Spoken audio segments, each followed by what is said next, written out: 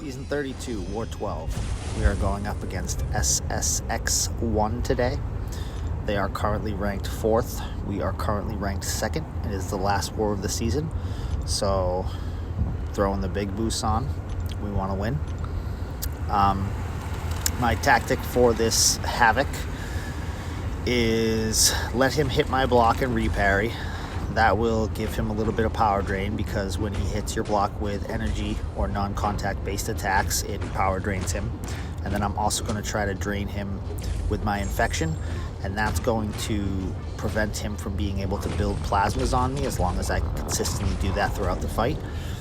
I have an armor up just in case, but that's always how I fight Havoc. And we're going to drop the SP2 and try to get back to another one.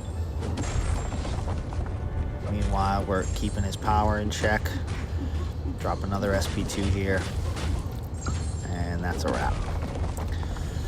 Now, I put an invulnerable boost on just in case he didn't have willpower and I couldn't drain him consistently other than the blocked hits, and he happened to be stingy with his specials and reach an SP3, but we didn't end up needing it.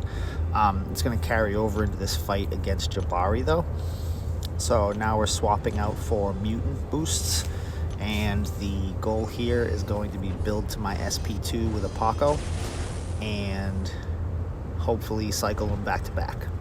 I'm not going to try to parry her. You can parry her if you let her purify the first stun debuff. Her purification ability goes on cooldown for 8 seconds, and then you can land a parry in that window, but I'm not even going to bother with that.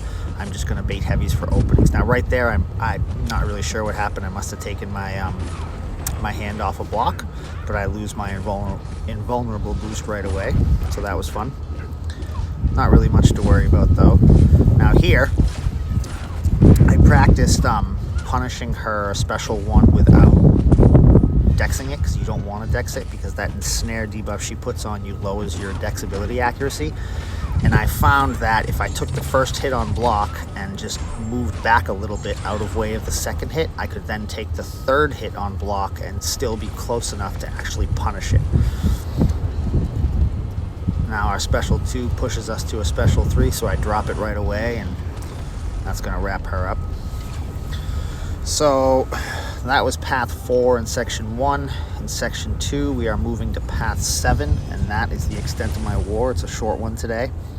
We have this domino on spite and right back at it, I believe the note is. So when you knock her down, she can gain power from blocked hits for 4 seconds, I believe. So the strategy here is I'm just going to go in. I'm going to build to my special 3. I'm going to not lose my invulnerable boost to her tricky ways, and if she wants to special 3 me, she can 3 times. Now I thought she did not have willpower.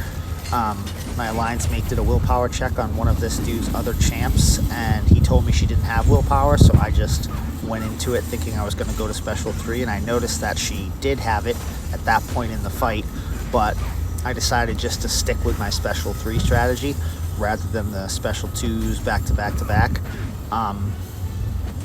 And I also have collar tech on for this fight, level 3. So I think this actually ended up helping a lot with her power gain. I felt like she threw a lot less specials this time than the last time I fought her here with Warlock. So I would probably do that again. Now, when she goes lucky, if I do parry her, I'm only going to 1 hit or 2 hit and then back off, because she lowers the stun time when she is lucky. So you don't want to get caught with a dash back evade and then having her punish you and lose your invulnerable boost. Drop my SP3 here.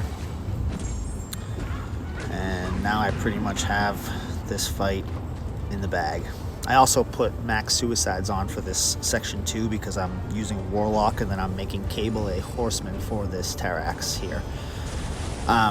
This Terax has aspect of evolution and kinetic, so still have the invulnerable boost from the domino fight, and the strategy with Cable is Because I'm a horseman, I'm not going to take damage from bleed, so I'm going to heal from the bleed and the poison debuff at the beginning of the fight.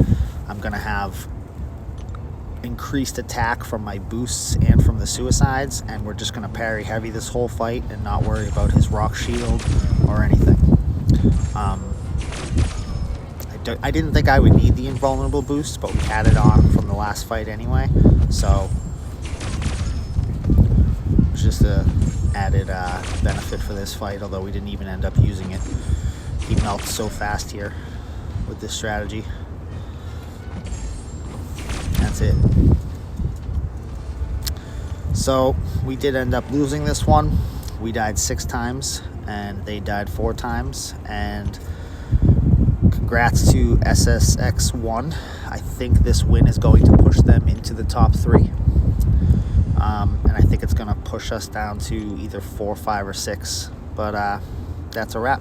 Thank you for watching.